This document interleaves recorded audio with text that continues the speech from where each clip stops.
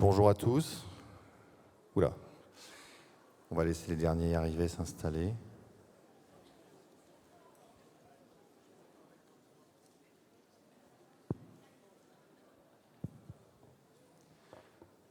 Bonjour à tous donc, bienvenue à cette conférence. On va vous parler d'un sujet qui normalement ne devrait pas vous endormir après le déjeuner, puisqu'il s'agit de vos clients et de leur évolution. Comme vous le savez, le monde change pour nos clients. Changement de comportements sociaux, changement de rythmes familiaux. Le digital les accompagne tous les jours. Et donc, j'ai le plaisir d'animer une table ronde aujourd'hui sur ce sujet. C'est comment mieux les comprendre et mieux les accompagner. Et donc, je vous demande d'applaudir nos 3 intervenants que je vais vous présenter. En tout cas, bienvenue à cette table ronde de l'après-midi.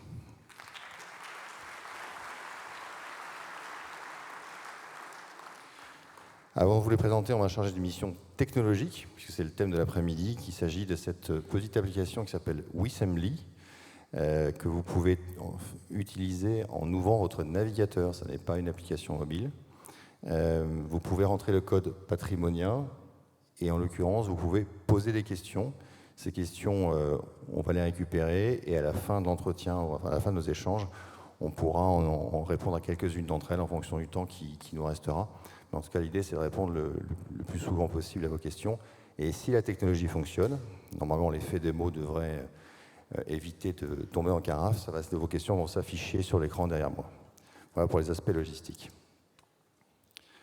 Donc, j'ai le plaisir d'accueillir pour cette table ronde, qui est à parité, je le signale, c'est plutôt une bonne chose, Madame Claire Castagnet, directrice de relations avec les épargnants et leur protection au sein de l'AMF, qui, dans le triptyque dans lequel vous êtes tous, nous sommes tous en relation avec nos clients, va nous parler des aspects protection et des aspects limites de ces nouveaux comportements et la manière de protéger vos clients. Nous avons le plaisir de recevoir aussi Catherine Orlac, bien connue évidemment, présidente de l'OREP, qui va nous parler de la... Quel succès, Catherine! Je sais. Et elle préside d'ailleurs. Qui va nous parler évidemment des aspects formation et des aspects compréhension métier, évolution du métier. Ouais, ça te détend. Elle était stressée.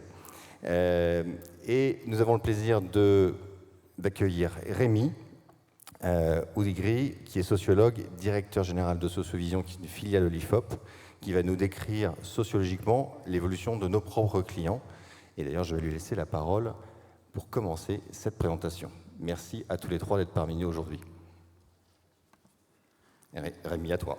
Merci. Eh bien, bonjour à tous. Donc, je vais vous parler un petit peu de la France et de la façon dont elle évolue. Et comme vous le savez, elle évolue aujourd'hui de plein de façons. Alors, évidemment, on pourrait parler des heures de la façon dont la France est en train d'évoluer. On a choisi pour cette table ronde de se focaliser sur 5 segments qui sont importants aujourd'hui pour comprendre l'évolution de la société française. Alors, je vais commencer par les nouvelles générations, parce que les nouvelles générations, c'est un peu le futur. Et évidemment, sur la nouvelle génération, on pourrait dire beaucoup de choses. Je pourrais vous parler du fait qu'ils sont de plus en plus connectés, qu'ils sont de plus en plus sur les réseaux sociaux, qu'ils sont de plus en plus dans une mise en scène d'eux-mêmes, et tout ça serait tout à fait juste. Mais j'ai choisi de m'arrêter sur un phénomène encore plus important, qui est le changement du rapport au travail. Et ça, c'est vrai que c'est important. Vous le voyez sur l'écran. La courbe montre quelque chose qui est très intéressant. Dans les années 90, beaucoup de gens étaient prêts à sacrifier une partie de leur vie privée pour leur travail. Ils passaient plus d'heures, ils prenaient du temps pour ça.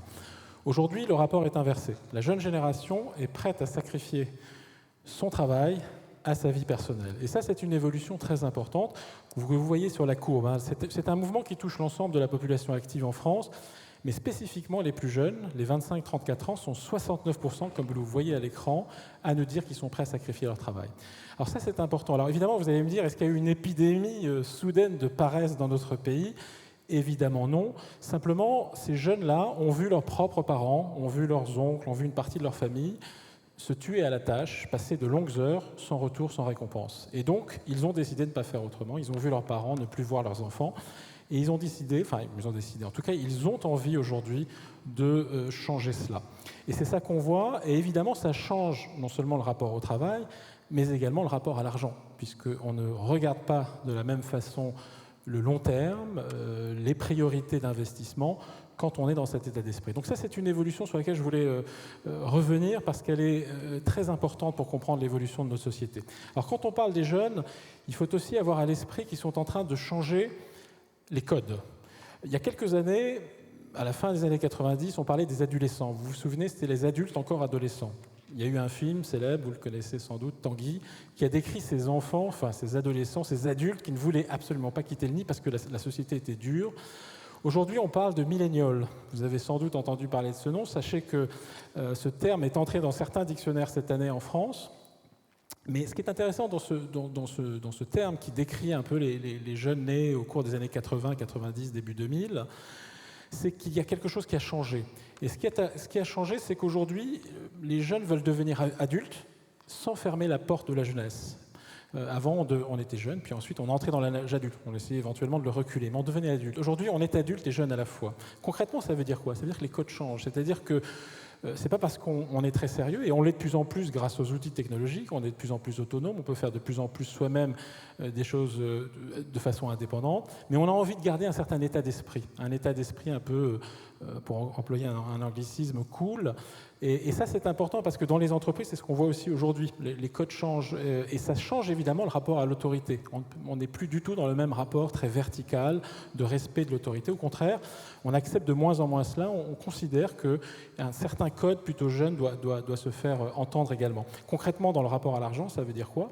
Ça veut dire que les jeunes, et on le voit nous dans les enquêtes qu'on fait par rapport à la banque ou à l'argent, les jeunes sont à la fois plus méfiants, puisqu'ils se méfient de l'autorité, plus impatients, donc ils veulent des réponses souvent rapidement, ils passent beaucoup en ligne pour beaucoup de choses, et en même temps, et c'est ça qui est important, quand vous regardez au fond ce qui les intéresse, vu la conjoncture actuelle qui est très incertaine, ils ont envie de se sécuriser. Donc souvent, quand on leur pose la question, ils vont plutôt vers des placements sûrs. Et aujourd'hui, ils sont 81% dans nos enquêtes à dire que s'ils avaient le choix, ils préféraient devenir propriétaires que locataires. C'est exactement le chiffre de la population française. Donc ils sont à la fois en demande de sécurité, tout en ayant changé les codes. Ça, ce sont des évolutions très importantes. Alors, ils ne sont pas les seuls à avoir changé. On parle beaucoup des retraités, c'est une population importante dans vos métiers. Pourquoi? Parce qu'on vit de plus en plus longtemps dans notre pays, mais surtout parce que les seniors ne se sentent pas seniors. Vous avez à l'écran une courbe, c'est une étude qu'on fait, et on mesure l'âge subjectif et l'âge réel. En gros, l'âge que vous pensez avoir, et puis l'âge qui est inscrit dans votre passeport ou votre carte d'identité. Et vous voyez, si vous regardez la courbe, à partir de 30 ans, il y a un écart qui se fait et qui se creuse avec l'âge. Quand vous avez 40 ans, en fait, dans votre tête, vous en avez 30. Quand vous avez 50, ça s'accentue encore. Quand vous avez 60, vous pensez en avoir 45. Conséquence de ça, c'est que vous ne voulez pas à 60 ans qu'on vous traite comme un senior. Donc attention à ne jamais utiliser le mot senior quand vous vous adressez à un senior. Utilisez-le pour faire des analyses, le marché des seniors, etc. Mais sachez qu'en face de vous, vous avez des gens qui ne vieillissent pas, qui ne veulent pas vieillir. Et donc ça change tout dans la manière de communiquer avec eux. Alors pour autant, évidemment, ils vivent des situations qui sont liées au vieillissement. Donc en même temps, quand on regarde leur rapport à l'argent, au patrimoine, à l'investissement, on voit bien qu'ils sont intéressés. Mais en fait, ce qui est très intéressant aujourd'hui, et je vais vous montrer une courbe très intéressante qui commence en 1985. En 1985, vous aviez moins d'un Français sur deux qui considérait qu'il était normal de travailler après l'âge normal de la retraite. Aujourd'hui, on est à 80%. Donc c'est aussi, là aussi, un changement de société très important. Ça veut dire quoi? Ça veut dire que quand on se met en retraite, en fait, on commence une autre vie. Et quand on commence une autre vie, évidemment, on veut profiter de la vie, on veut se rendre utile, et on veut éventuellement continuer à pouvoir travailler. Et ça, c'est une évolution sociologique majeure qui fait qu'au fond, les seniors d'aujourd'hui sont une population avec des besoins très différents, de crédit à la consommation, ils ont des soucis de transmission du patrimoine, ils pensent aussi de plus en plus à la dépendance, ça c'est un sujet dans nos enquêtes qui monte en flèche, puisqu'on est en train de se diriger vers un pays, dans quelques années, qui sera un pays d'aidants, on sera tous des aidants, et ça c'est un sujet qui vient de plus en plus dans la tête des seniors d'aujourd'hui. Donc il y a beaucoup de nouvelles attentes sur cette population-là. Troisième population que je voudrais présenter, les nouveaux actifs. Alors, je vous ai présenté les jeunes. Alors, je vais aller assez vite, mais pour vous dire qu'aujourd'hui, quand on essaye de cartographier la population active française, en gros, il y a deux oppositions. Il y a ceux qui sont encore dans un modèle où le travail est plus important que la vie personnelle. Ça correspond à 48% de la population active. Et puis, vous avez une petite majorité de gens qui, eux, tiennent à leur vie personnelle et à se réaliser dans leur vie personnelle. Et donc, il faut que le travail s'ajuste à ça. Et à l'intérieur de ces populations, vous avez différents profils. Vous avez les carriéristes à l'ancienne, donc eux, ils s'attendent à être récompensés régulièrement par de nouveaux statuts, etc. Donc ils sont encore dans un raisonnement finalement assez classique. Et puis vous avez une population jeunes et moins jeunes, que nous, on a appelé les actifs en mode start-upper, qui ne sont pas tous dans les start-up, loin s'en faut, mais qui ont un état d'esprit où ils ont envie d'être stimulés régulièrement, même quand ils sont dans des entreprises, par de nouveaux projets. Et eux, évidemment, il faut les stimuler. Et puis, dans ceux qui sont plus dans la vie personnelle, évidemment, là, il y a d'autres enjeux. Là, ils pensent beaucoup à leur projet personnel et ils ont envie, évidemment, qu'on les accompagne. Alors, il y a ceux qui sont plutôt je mène une carrière, mais en même temps, je dégage du temps pour mes enfants, pour mes passions personnelles, pour mes hobbies. Et puis ceux qui sont à la recherche de nouveaux projets et qui essayent de concilier, et c'est le groupe le plus important, et dans nos enquêtes, c'est celui qui monte le plus, qui a envie de concilier une vie passionnante et un travail passionnant. Évidemment, ça, c'est pas toujours gagné, mais c'est une demande aujourd'hui très forte dans notre société. Quatrième segment que je voudrais présenter. Une minute. Oui, ce sont les solos. Vous savez que la France est en train de devenir un pays de solos. Vous le voyez à l'écran, ce sont les chiffres de l'INSEE. En quelques années, enfin en quelques décennies, on est arrivé à 35% des foyers qui sont des foyers solos. Sachez qu'au Danemark ou en Suède, aujourd'hui, on a 45%. Donc on a encore un peu de marge. Et vous savez que la Scandinavie, souvent, a un temps d'avance sur le reste des pays européens. Mais ça, c'est important parce que ça veut dire... Alors ça veut dire quoi? Ça veut dire que notre pays vieillit. Il y a de plus en plus de gens qui deviennent veufs ou veuves. Il y a beaucoup de ruptures, les divorces, qui surviennent de plus en plus tôt. C'est en moyenne 5 ans aujourd'hui. Ça s'est beaucoup accéléré ces dernières années, entre le moment où on se marie et le moment où on divorce. Et puis il y a aussi le choix de devenir solo. C'est-à-dire que ça, c'est une aspiration. À l'ère des réseaux sociaux, les gens se sentent finalement plus, entre guillemets, en sécurité, puisqu'ils sont seuls, mais ils ont la possibilité de pouvoir interagir avec beaucoup de gens. Donc, je n'ai pas trop le temps maintenant de vous présenter, mais c'est juste pour que vous ayez en tête le fait que nous, on approfondit ce continent ou cette galaxie que sont les solos, parce que c'est des besoins nouveaux en termes de finances, en termes d'argent, en termes d'investissement, et il y a toute une galaxie qui est devant nous. Et je vais terminer sur un dernier point, qui sont les nouvelles familles. Les nouvelles familles, c'est important de voir que les statistiques que vous avez à l'écran montrent qu'on est en train de changer d'époque. Vous avez 22% aujourd'hui des familles en France qui sont des familles monoparentales. Et ce chiffre va continuer probablement à augmenter dans les années qui viennent. 9% sont des familles recomposées. Il y a encore évidemment une majorité qui sont dans les familles traditionnelles, mais ce chiffre est trompeur parce que c'est le chiffre mesuré aujourd'hui. Si vous le mesurez en dynamique, vous apercevez qu'il y a une accélération de ces tendances-là. Donc ça veut dire que potentiellement dans les années qui viennent, on va assister à une fragmentation encore plus forte du corps social, avec des besoins en investissement, en épargne, en crédit, etc., qui vont être de plus en plus personnalisés. Donc l'enjeu dans la société de demain, je finirai par là, il y en a deux, c'est d'être conscient de cette fragmentation, de la comprendre, de bien comprendre ce qu'il y a derrière ces nouvelles demandes pour répondre à ça. Et puis le deuxième enjeu, c'est d'arriver à personnaliser sa réponse et de s'adapter à ces évolutions. Merci Rémi, je crois qu'on peut l'applaudir parce qu'il nous fait de la sociologie de manière très explicite. Bravo. Très rapide. En mode rapide, je suis désolé, j'ai le mauvais rôle. Donc Catherine, on le constate, on est dans un univers où la sophistication des offres est de plus en plus importante, la personnalisation va devenir clé dans cet univers-là, la manière dont on a tous appris à commercialiser les produits, à faire du conseil va changer. Quelles sont les évolutions sur lesquelles on peut s'attendre dans la profession autour de ça ? Alors, c'est très intéressant parce qu'en fait, Rémi m'a fait une très belle introduction finalement, je vais pouvoir rebondir. Toutes les nouveautés, les évolutions sociologiques dont Rémi vient de parler, elles engendrent en réalité des nouvelles problématiques patrimoniales. Alors, quand tu parlais je reprends tes termes, une nouvelle famille, les solos, bon ça, je dirais que c'est une évolution que les conseillers patrimoniaux ont intégrée depuis de très nombreuses années dans leur technique patrimoniale. On sait bien que quand on vit seul ou quand on a une famille recomposée, on a des problématiques spécifiques de transmission ou pour se remarier, etc. Donc j'insisterai pas trop sur ce point-là parce que je pense que ça c'est déjà très bien intégré. Néanmoins, dans toutes les autres populations dont tu as parlé, on voit bien qu'il y a des nouvelles problématiques dont tout le monde est à peu près conscient, mais qu'on n'a pas forcément suffisamment intégré dans la gestion de patrimoine. Alors nous, ce qu'on constate essentiellement, et c'est pour ça d'ailleurs qu'on monte des formations spécifiques pour former et accompagner les professionnels du patrimoine, avant tout, évidemment, c'est le vieillissement de la population qui, à l'évidence, constitue l'enjeu de demain en matière patrimoniale. Alors on le sait tous, mais on en discutait tout à l'heure, on a un peu le sentiment que tout le monde fait la politique de l'autruche sur ce point-là, alors que pourtant, on voit bien que les problématiques patrimoniales qui découlent de ce vieillissement, elles sont très nombreuses. Parce qu'on peut dire qu'elle génère des peurs.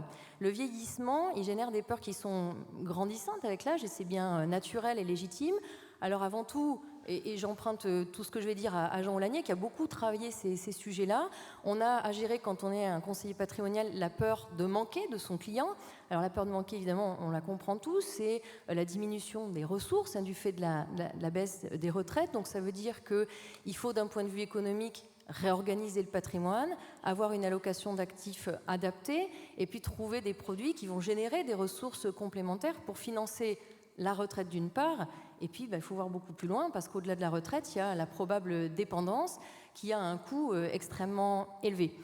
Cette peur de manquer, elle génère aussi des questions juridiques parce que dès lors qu'on sait qu'on vit très longtemps, parfois dans des situations un peu plus difficiles, je pense à la dépendance, c'est beaucoup plus difficile de transmettre en réalité.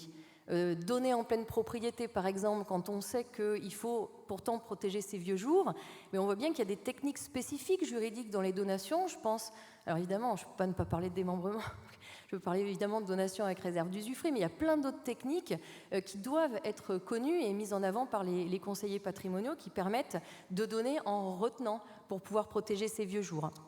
On gère également, quand on a un client vieillissant, la peur de gérer. Alors parce que détenir un patrimoine c'est bien, mais il faut le gérer.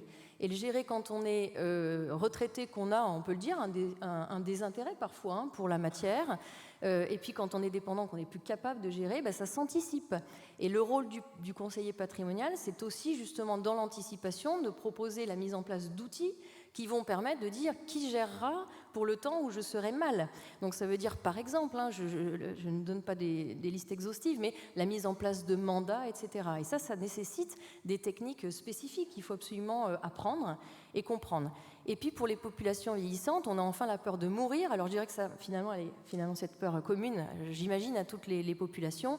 Et là on aborde bien sûr les questions de transmission, avec les spécificités pour les personnes vieillissantes de la rédaction du testament, de la manière dont les dispositions seront appliquées le temps où je ne serai plus. Je pense que Claire en dira un mot aussi, c'est après tout l'entourage de ces personnes-là, parfois les pressions qu'il faut gérer, les aidants qui aussi occupent une place particulière au-delà de la famille, que parfois on a envie de gratifier. Tout ça, ça s'apprend et ça donne lieu à des techniques patrimoniales très spécifiques.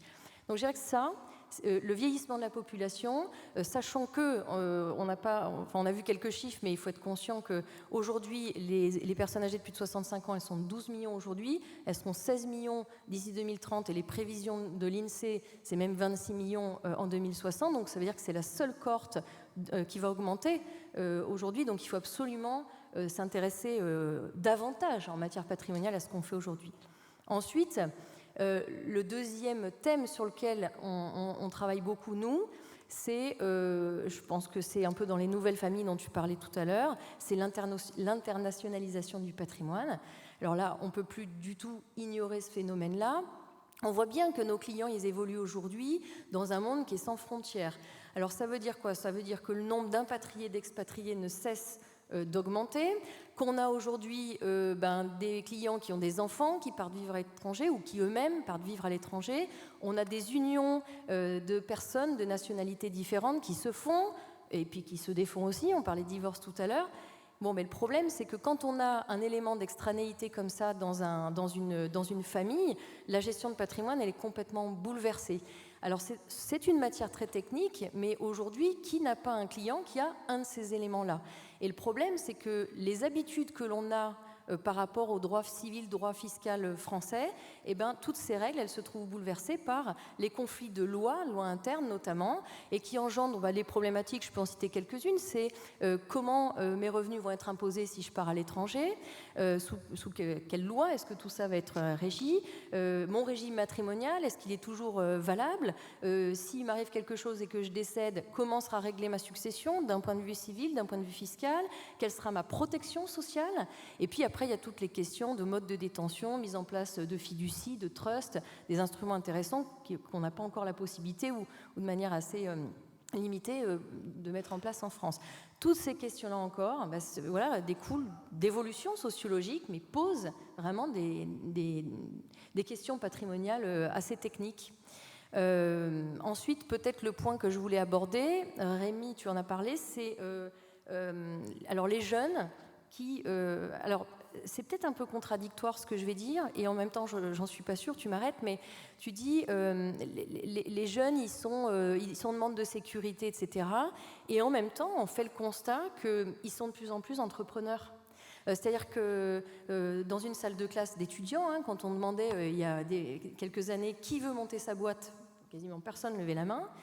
Et aujourd'hui, il y en a beaucoup plus qui ont envie de le faire. Donc ça veut dire qu'ils sont de plus en plus entrepreneurs. Alors ça donne quoi tout ça? Ça donne qu'on a en fait des personnes qui sont de plus en plus riches et de plus en plus vite aussi. Et puis avec le temps, ça donne aussi du coup des familles fortunées. Et quand on a des familles fortunées, là encore, on s'aperçoit que ces personnes-là, au-delà du simple aspect patrimonial, elles ont des demandes complémentaires qui vont, par exemple, sur le sujet de la gouvernance.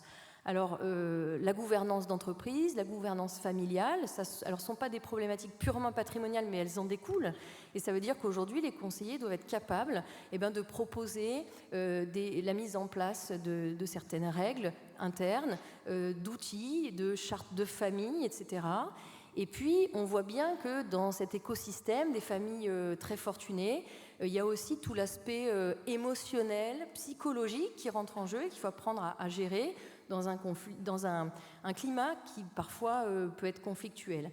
On voit bien, vous l'avez tous entendu j'imagine dans cette salle, un nouveau métier émerger. Alors nouveau, vous allez me dire il n'est pas nouveau, mais en même temps il s'accélère dans les dernières années, c'est le métier du family office. Voilà, donc ça nous a amené d'ailleurs avec l'AFO à réfléchir et à mettre en place une formation dédiée à ce métier-là parce qu'il présente vraiment des problématiques spécifiques. Donc en résumé, je suis dans le timing ou il me reste encore du temps ou pas? Au moins 1 minute. Combien? 1 minute. 1 minute. Bon, donc conclusion. Mais si, non, je t'en prie, vas-y. Vas-y, je ne vais pas t'interrompre. Non, mais en fait, pour conclure, l'idée c'est quoi? C'est que je pense, j'ai la certitude que le conseiller patrimonial doit intégrer l'ensemble de ces problématiques, parce que de toute façon, c'est la demande du client. Hein.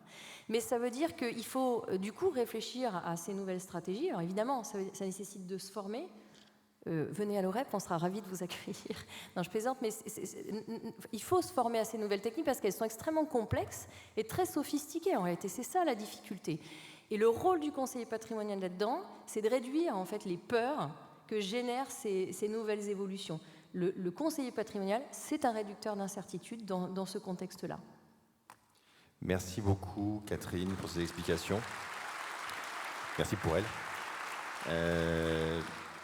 Claire, du coup, on le voit, il y a énormément de nouveaux outils, de nouvelles méthodes, de nouvelles techniques, mais qui présentent aussi un certain nombre de limites. Toi, dans ton univers, dans ta responsabilité, tu es là pour aussi protéger les épargnants, faire en sorte que les nouvelles technologies, le digital, enfin, en tout cas, tout ce qui se passe aujourd'hui dans l'évolution de la gestion de patrimoine, même si le conseiller reste au centre de la relation, puisse continuer à protéger son client le mieux possible. Quelles étaient tes remarques par rapport à ça? C'est un triptyque, hein, c'est de la sociologie, du conseil, de la protection, et vraiment, là, pour le coup, le conseil reste au milieu, mais il y a quand même ce risque-là d'un abus ou d'une contrainte.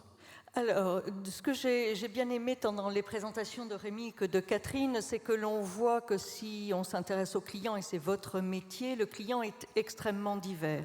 Ce que l'on voit également, c'est qu'il y a de plus en plus de nouveaux outils et la digitalisation est un atout. Nous, on l'a vu typiquement dans nos visites ministères que l'autorité des marchés financiers mène depuis 2010, les améliorations en termes de découverte du client. Et donc, si on le découvre, on peut mieux répondre à ses besoins, sont venus d'investissements en termes de systèmes d'information. Ce qui permet de dégager du temps pour le conseiller, pour faire son métier à valeur ajoutée, qui est le conseil. Le conseil, ça passe bien évidemment par la découverte du client. Hein. Vous connaissez par cœur l'ensemble des règles MIF, je vais pas vous et du test de suitability. Mais l'objectif, c'est quoi? C'est bien le servir. Et ce que l'on voit dans toutes nos études, c'est que pour les Français, dès qu'il y a une décision importante à prendre sur le plan financier, c'est quand même la relation humaine qui est privilégiée. Et l'outil, s'il aide à mieux s'informer, à mieux se renseigner et aussi à mieux challenger son conseiller, reste au rang d'outil. Et lorsqu'on a besoin vraiment de prendre une décision, soit initiale, soit de réorganiser son patrimoine, c'est vraiment le contact humain, professionnel qui va compter. Donc en face, il faut des personnes qui soient bien évidemment aguerries par rapport à tout cela, qui aient bien en tête que pour bien conseiller, il va y avoir tout un travail d'exploration de son marché déjà, de bonne sélection des offres. Et je le dirai avec un petit clin d'œil, vous avez beaucoup d'offres qui sont présentées sur les stands ici. Ça ne veut pas dire qu'elles sont autorisées à la commercialisation en France, ça ne veut pas dire qu'elles sont autorisées pour la commercialisation auprès du retail. Donc on ne vous retire rien de votre métier lorsque vous avez, comme ici, un éventail aussi large. Donc ça, c'est déjà la première chose, arriver à sélectionner en ayant conscience que les placements atypiques peuvent être des placements qui peuvent permettre une diversification du patrimoine pour avoir un rendement, mais qui peuvent être, et qui sont toujours d'ailleurs, des placements risqués.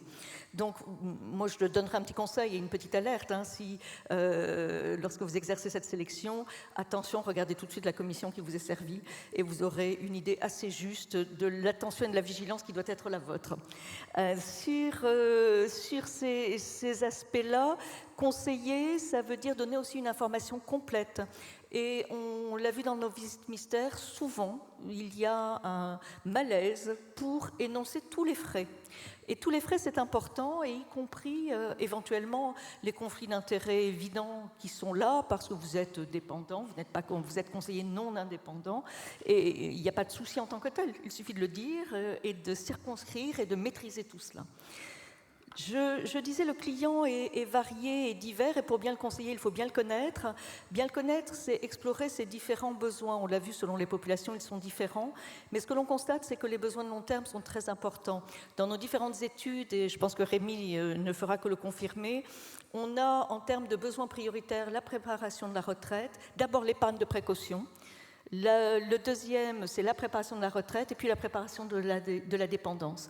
Et la préparation de la dépendance, je confirme que c'est un thème qui monte, mais tout cela, ce sont des besoins de long terme. Or, on a 75% des actifs qui sont placés sur des produits garantis liquides, et ça pose un problème d'érosion de l'épargne. Donc, en tant que conseiller face à vos clients, vous allez avoir à travailler là-dessus, sur cet aspect d'érosion de l'épargne, pour essayer de l'éviter. Alors, la première des choses pour vos clients, c'est attention aux miroirs aux alouettes. Et ces miroirs aux alouettes, ils passent souvent par Internet, dans un premier temps, avec des propositions très alléchantes, avec des pubs bannières où on vous permet d'accéder à un formulaire parce que vous auriez besoin d'informations complémentaires. Et une fois que vous avez donné vos coordonnées, là, c'est le piège. On vous appelle par téléphone et on ne vous lâche plus.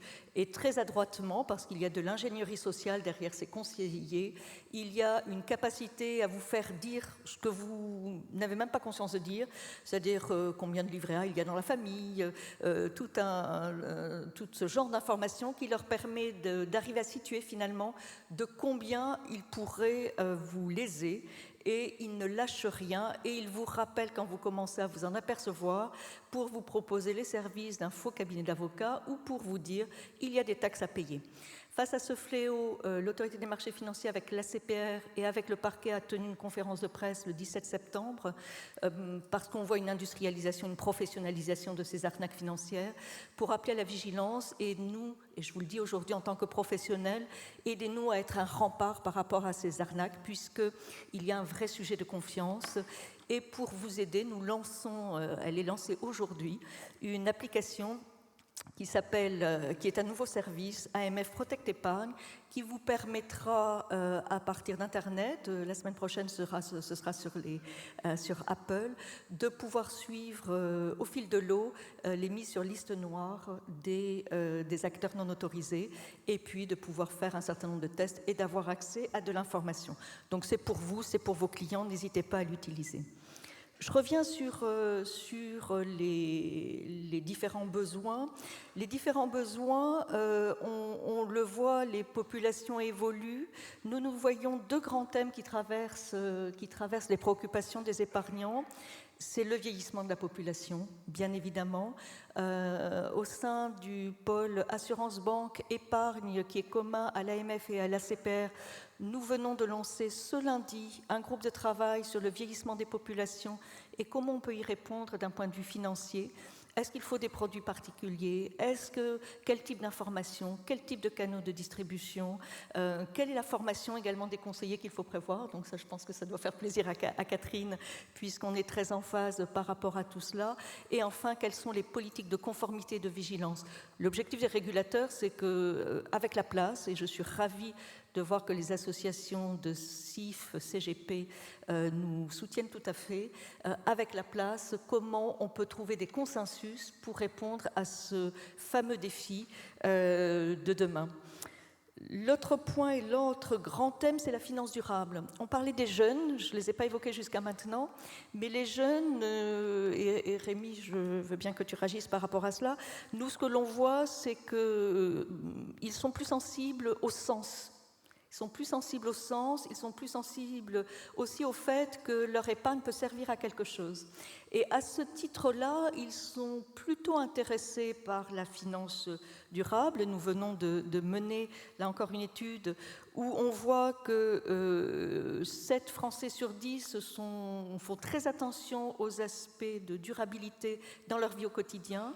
Ils sont très curieux de voir ce que ça peut donner dans le monde financier et en même temps avec une certaine méfiance. Et pour ceux qui ont des convictions, finalement, un besoin de repères. Et ce que l'on voit, c'est que des labels de type grande consommation, de type écolabel, ont plutôt du succès. Et donc, ils valident le fait qu'il leur faudrait des labels de cette nature-là qui soient simples à comprendre. Mais là, ça peut être assez piégeux aussi, puisqu'il faut bien analyser. Et votre job, c'est bien d'analyser le besoin, la compréhension du client, pour être certain d'avoir les produits qui sont adaptés, qui sont proportionnés en termes d'information. Et si vous avez quelqu'un qui veut vraiment avoir de l'impact, que l'on puisse mesurer cet impact, quelqu'un qui a une vision un peu plus verte, écologique, que cela réponde, et que le conseil qui lui soit donné soit adéquat. Et ça, c'est essentiel, et vous le savez, tout ça, c'est dans le rapport d'adéquation que vous allez le formaliser avec un suivi aussi dans le temps, puisque les situations personnelles évoluent. Merci beaucoup pour ces explications. Je vais rebondir évidemment, Rémi, sur la remarque. On se rend compte qu'on rentre dans une approche où la confiance et où des outils de finance comportementale commencent à naître. En tout cas, la technologie commence à tout ça.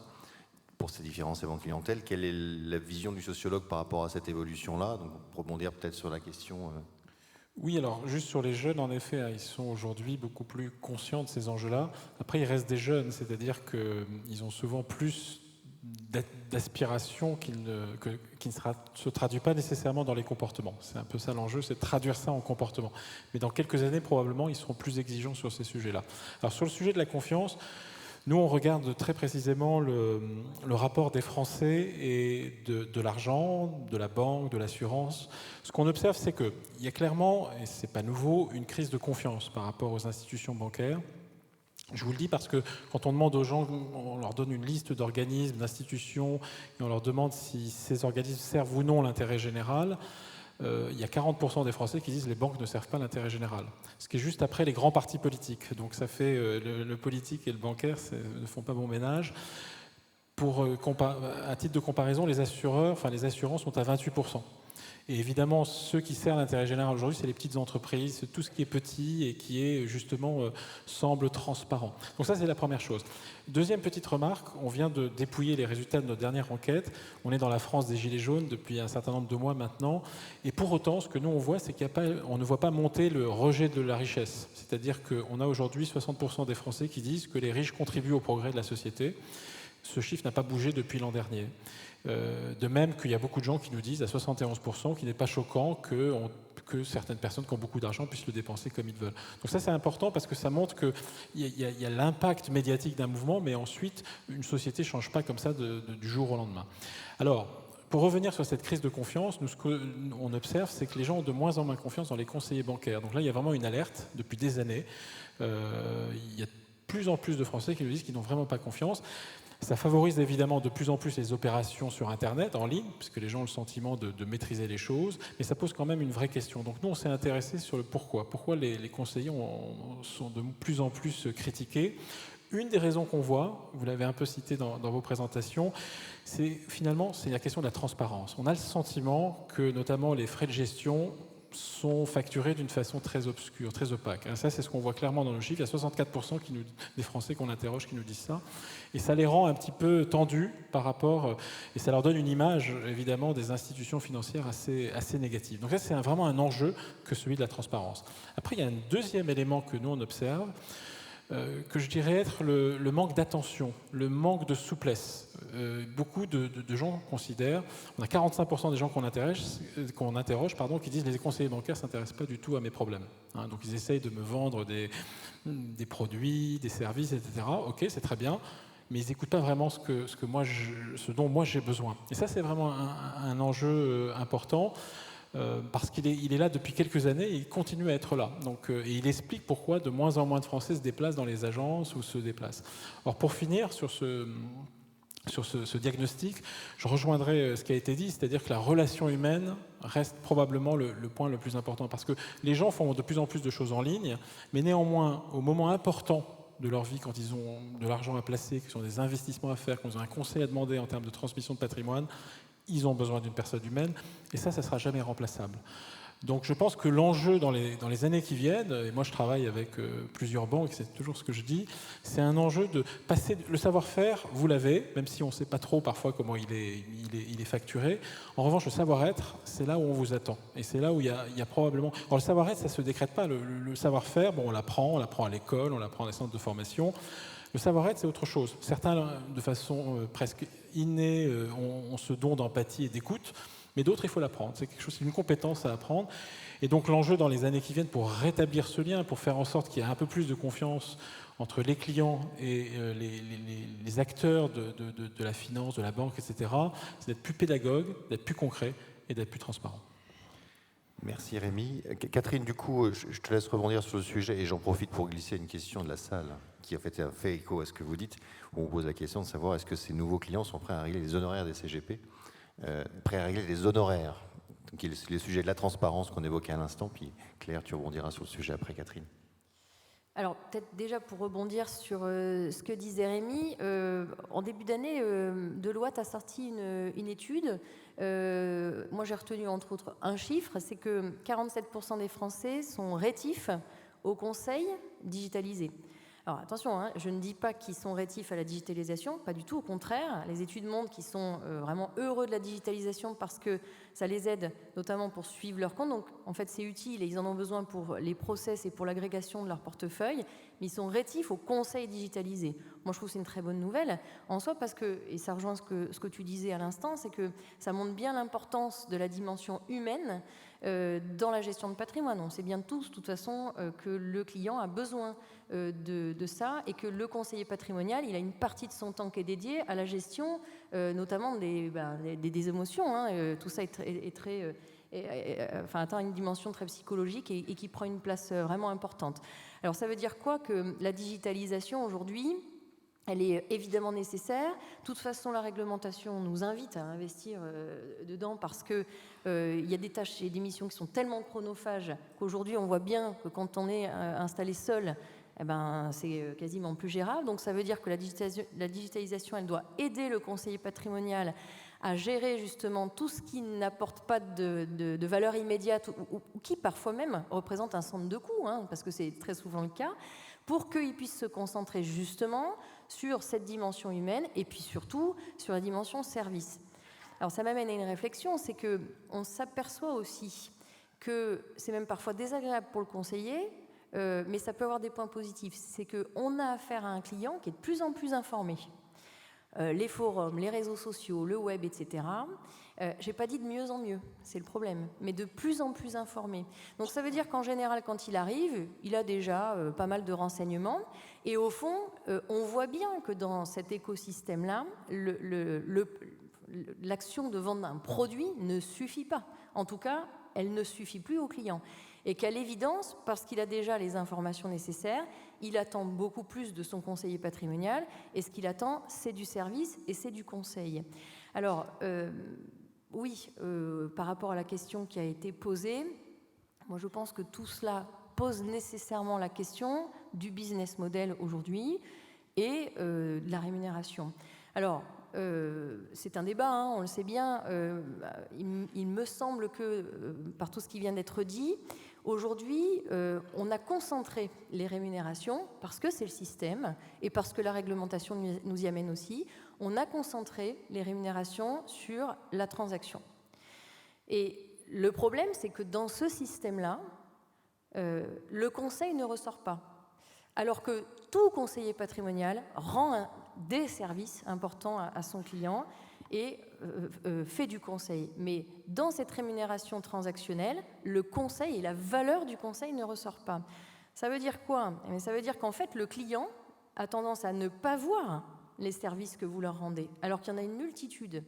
Et c'est pour ça que très souvent on entend, mais on ne peut pas facturer, le client ne voudra pas payer. Je crois que c'est une croyance, et je pense qu'on prend la question à l'envers, parce qu'en réalité, il ne s'agit pas de faire payer le client plus, il s'agit de le faire payer différemment, et que dans un souci de transparence, il faudrait probablement, alors je n'ai pas les clés, je n'ai pas les solutions, j'ouvre évidemment le débat, mais l'idée c'est de dire, il faut dans un souci de transparence que le client soit conscient de l'ensemble des services qui sont rendus par son conseiller patrimonial. Alors il y en a plein, il y a la surveillance quotidienne des comptes, la veille juridique, fiscale, sociale, économique, la relation avec les partenaires, l'aide à la déclaration des impôts, etc.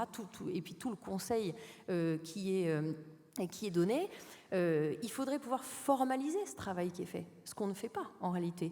Et dès lors qu'on ne le formalise pas, le client ne se rend pas compte de tout ce qui est fait autour, il voit juste le temps que vous passez avec lui, et finalement il voit qu'à la fin, il fait un virement ou un chèque pour acheter un produit, et ça lui donne parfois le sentiment, quand il voit le montant des frais, que c'est cher.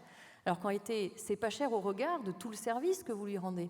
Donc, nous avons, nous en tout cas, à l'OREP, et je sais qu'on est on est très nombreux à se battre sur ce sujet-là, qu'on arrivera probablement demain à une séparation formelle entre ce qui relève de la transaction et ce qui relève du service. Pourquoi? Parce que la rémunération d'aujourd'hui ne reflète pas le travail et les services que vous rendez à vos clients. On est passé d'une économie transactionnelle, d'un écosystème transactionnel, à un système serviciel. Et la rémunération mérite de refléter ça. Je passe la parole à Claire sur la question précédente, du coup, qui était du coup le rôle central du CGP, et qui peut être demain du coup un rempart, parce que du coup on le voit, c'est que l'homme qui est aujourd'hui en relation avec le client, même s'il change de fonction, va devenir un peu schizophrène, c'est qu'il va devoir à la fois changer son comportement vis-à-vis du client final, mais aussi le protéger. Oui, parce qu'on est dans un monde de paradoxes. Les gens ne veulent pas prendre de risques, mais ils vont souscrire sur des produits qui ne sont pas des produits, qui ne sont pas des investissements, parce qu'ils ont cru à la promesse de gens qui étaient des arnaqueurs. Ils sont beaucoup plus méfiants vis-à-vis de conseillers qui font bien leur travail, et là-dessus, il y a vraiment un sujet de confiance, et je pense que pour que ce soit sensible, il est tout à fait important que face au développement de ces modes extrêmement dégradés sur Internet, il y ait un apport dans le service au niveau de la vigilance, et être attentif à finalement identifier lorsqu'il y a une difficulté pour un client parce qu'il s'est laissé séduire par un certain nombre de choses qui n'étaient pas sérieuses. On a un paradoxe également parce qu'il y a un souci de sécurité extrême, et en même temps on donne ses coordonnées à tout va sur Internet sans se rendre compte qu'on ouvre la porte à des choses qui sont difficiles.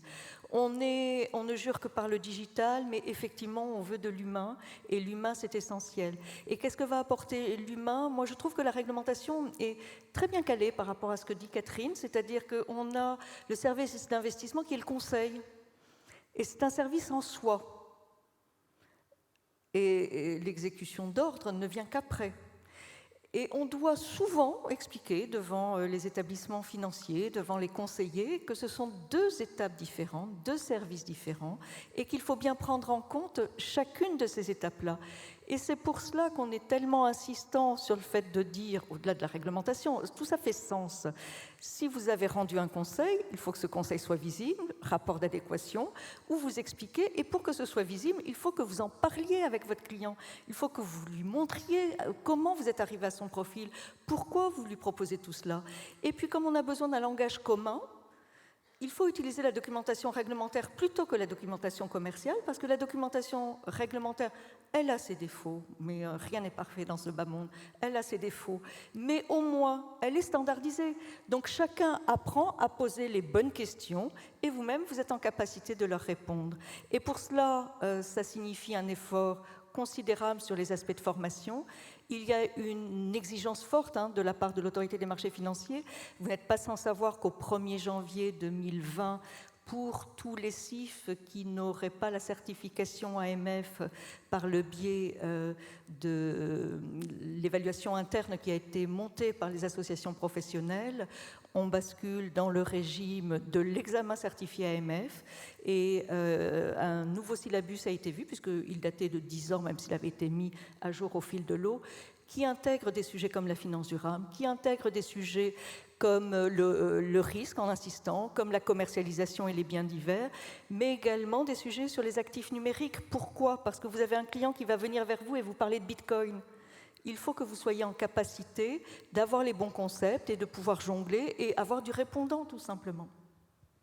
Merci beaucoup, Claire. Rémi, tu avais un point. Oui, non, mais juste rebondir sur ce que Catherine a dit sur le service. C'est juste pour observer d'un point de vue sociologique qu'en France, on n'a pas la culture du service. Si on compare la France à d'autres pays comme les pays anglo-saxons. Et donc c'est un travail de longue haleine. C'est pas parce qu'on est de pédagogie, mais aussi de cohérence et de stratégie de long terme, parce que ça peut pas se faire du jour au lendemain. La plupart des Français n'ont pas été habitués, ne baignent pas dans cette culture, alors que les Anglo-Saxons sont assez habitués, ils voient très bien ce qu'ils payent, et donc c'est quelque chose qui est intégré. Donc voilà, donc il y a juste ce travail qui est important, je crois, mais il faut se placer sur un horizon de long terme si on veut vraiment réussir cette étape-là. Merci beaucoup. On va passer aux questions de la salle. Je ne vais pas pouvoir prendre toutes les questions, parce que vous étiez très nombreux et je vous en remercie. Il y a quelques-unes rigolotes que je vais garder pour la fin. Il y avait une question intéressante qui disait comment concilier efficacement les services en ligne et les conseils personnalisés. Cette fameuse mix dont on parle tout à l'heure, qui est comment on utilise efficacement, donc approfondir ce point de l'utilisation des services digitaux et du rôle central du conseiller en gestion de patrimoine. Catherine ? Comment concilier efficacement les services en ligne, donc les services digitaux, et le rôle du conseiller en gestion de patrimoine, donc le physique et le digital. Bon, mais je pense que c'est ce que j'indiquais tout à l'heure. Encore une fois, voilà. Le digital, il faut lui donner un rôle aussi. Donc ça veut dire déjà que ça demande un investissement financier important, mais que le digital, il doit être là pour gérer la réglementation. Pourquoi ? Parce que on se rend bien compte quand on parle avec le client qui nous dit, lui, ce qu'il voit, c'est la partie pénible, en fait. Et je pense que pour chacun d'entre vous, c'est pénible aussi. C'est, on met 1 heure à signer des exemplaires, des papiers, etc. Bon. Alors, à l'évidence, ça veut dire que le digital, il ne doit pas être là pour décourager, mais au contraire, pour régler ce genre de choses et de sorte que la relation soit moins difficile sur ce genre d'obligations.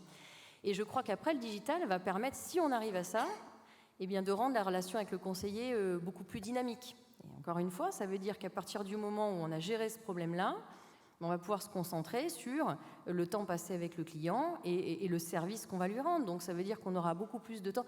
Moi, j'entends souvent, on me dit souvent en cours, mais vous êtes bien gentil avec vos audits patrimoniaux, etc., mais on n'a pas le temps de le faire. Alors oui, à l'évidence, c'est sûr que si on n'est pas digitalisé, on n'a pas le temps et on n'aura plus le temps de le faire demain.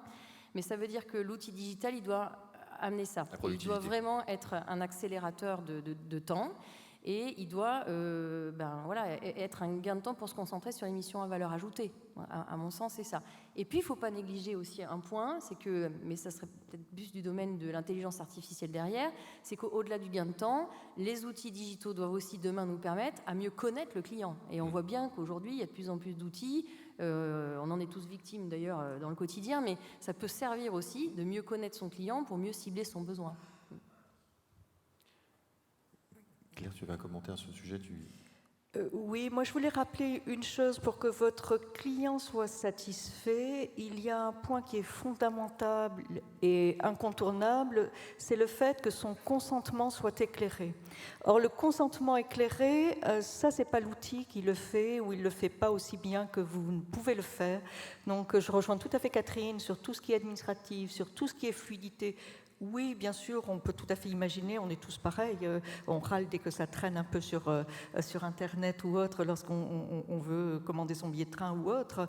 Et pour les produits financiers, il y a sans doute cela aussi, mais à la fois, ça peut apporter des éléments complémentaires en termes d'éducation, de pédagogie, en donnant de l'information. Ça peut donner de la sécurité également, en bloquant à certains moments ou en ayant des doubles ou des triples contrôles.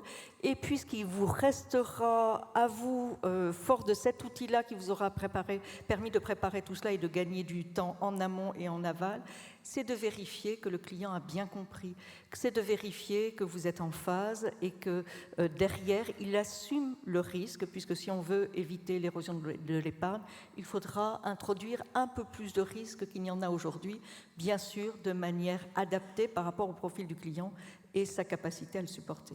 On parle d'un cercle vertueux entre le fait d'avoir les bons outils pour gagner du temps, pour remplir les obligations réglementaires, etc. Je prends une question du public, Rémi, qui te concerne. Pour focaliser un peu plus, j'ai une question sur la perception des CGP. Comment les Français, alors je ne sais pas si tu as la réponse précise, tu as peut-être des éléments de réponse en tout cas, comment est-ce que les Français perçoivent les conseillers en gestion de patrimoine au sens large, notamment les jeunes, ma question était de poser. Est-ce qu'il y a des études d'opinion? Est-ce que c'est des choses qui sont profilées par des maisons comme la tienne? Est-ce que tu as des informations à donner sur le sujet? Pas spécifiquement sur eux, parce qu'il faudrait faire une étude spécifique. Simplement sur la gestion de patrimoine, ce que nous on observe, c'est qu'il y a un regain d'intérêt depuis quelques années. Alors lié aux tendances que j'ai montrées tout à l'heure, c'est qu'il y a de plus en plus de gens qui se posent vraiment des questions. Plus le monde devient incertain, plus les gens ont envie de connaître les moyens de pouvoir faire perdurer les choses. Donc je pense qu'on est à un moment historique de grands bouleversements. Et dans les indicateurs qu'on mesure, on s'est rendu compte que c'était un souci croissant, et notamment sur cette nouvelle population de seniors qui a énormément de demandes. Donc il y a même des gens qui n'osent pas le demander, le formuler. Donc je pense qu'il y a un potentiel là pour développer un discours, alors des offres évidemment qui existent, mais il y a des gens que vous ne touchez pas aujourd'hui qui se posent ces questions. Ça, c'est ce qu'on voit nous dans nos enquêtes. Donc il y a des gens à aller chercher. Dernière question qui correspond aux frais. Nous constatons qu'un grand nombre de conseillers agences libérales ne font que de la vente de produits. Donc, un certain nombre de CGP ne font que de la vente de produits. Ont-ils encore leur place quand on voit la technicité nécessaire pour conseiller ces nouveaux clients? Catherine ou Claire? Je pense qu'on peut répondre ensemble. Ma remarque, ce serait de dire, sont-ils des conseillers en gestion de patrimoine en réalité? Et ne voyez rien de péjoratif dans ce que je vais dire, mais encore une fois, quelqu'un qui ne fait qu'un acte de transaction ne fait pas du conseil en gestion de patrimoine, par définition. Mais en réalité, on se rend compte que parfois on fait du conseil sans s'en rendre compte. Et on rend des services sans s'en rendre compte. Donc ça veut dire, je pense à la souscription d'un contrat d'assurance vie. À l'évidence, aujourd'hui, tout le monde sait bien que on ne va pas faire souscrire un contrat d'assurance vie à quelqu'un qui est marié sans lui avoir posé des questions sur son régime matrimonial, est-ce qu'il y a des enfants communs, non communs, etc. Voilà. Dès lors, quelqu'un qui n'a pas cette démarche-là, en réalité, effectivement, est un vendeur de produits. Ça n'a rien de péjoratif, c'est juste que ce n'est pas le même métier. Je ne pense pas que dans cette salle, il y ait beaucoup de personnes qui ne fassent que de la transaction pure. On s'aperçoit aujourd'hui que de toute façon, la réglementation nous invite à aller vers le conseil, ne serait-ce que par les questionnaires de découverte qui sont obligatoires et qui nous obligent de toute façon à aller vers cette dimension conseil. Donc oui, je dirais, c'est pas le même métier. C'est pas le même métier. Peut-être pour compléter, c'est la grande révolution culturelle de MIF 2 notamment, et MIF 1 auparavant, mais MIF 2 a encore enfoncé le clou, et je dirais que la prise de conscience, elle a été surtout au moment de MIF 2, c'est de dire on ne vend pas des produits, on répond à des besoins, et face à ces besoins, on propose des investissements qui sont diversifiés de telle sorte à pouvoir à la fois répondre aux besoins en termes d'horizon d'investissement, mais également en termes de risque et de liquidité. Et là, il n'y a rien de tel que la diversification, et la diversification ne peut être que personnalisée pour le client qui est en face de vous. Vous aurez un client qui lui succédera, vous ne lui proposerez pas la même chose. Merci beaucoup. Alors, il y a une question à laquelle je n'ai pas de réponse, mais que je trouve la plus marrante de la soirée, donc je vous la livre. À quand un cours de psychologie et gestion de patrimoine, tant l'aspect psychologique a de l'importance dans mon métier, dans mon quotidien de métier de CGP. Je trouve que c'est une bonne ouverture sur la conclusion, parce qu'effectivement, le métier est en train de changer autour de ces notions de sociologie et d'évolution comportementale. Je vais conclure en quelques mots, et vous aurez compris que, d'ailleurs, je pense que c'est bien d'applaudir nos intervenants ce soir. Et merci pour toutes les informations. Donc, en quelques mots, une rapide conclusion autour de ce que moi, en tant qu'auditeur, j'ai appris ce soir, cet après-midi sur cette conférence. La première chose, c'est qu'il y a un point important en termes de formation.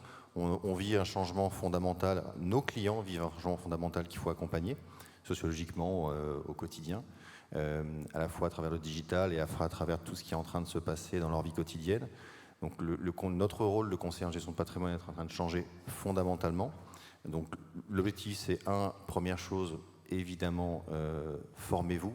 L'idée, c'est de se former au fur et à mesure à toute cette technologie. La deuxième chose qui a son importance, c'est de faire une boîte à outils technologique. En tout cas, c'est ce que j'ai retenu moi. Voilà, il y a des outils qui existent pour augmenter votre productivité, et je pense qu'il ne faut pas hésiter à les utiliser. Ils sont utiles au quotidien et ils vous permettent d'être plus efficace vis-à-vis de vos clients. Après, il y a évidemment la question du modèle économique. Si vous êtes en capacité de montrer que le service est réel et de qualité, vous êtes en capacité de le facturer. Et je pense qu'il ne faut pas en avoir honte. Au contraire, il faut affirmer tout le temps se paye. Les pays anglo-saxons n'ont pas de problématique de facturation du service qu'ils fournissent. Chaque minute comptée qu'a passée sur un client est facturée, en tout cas est visible.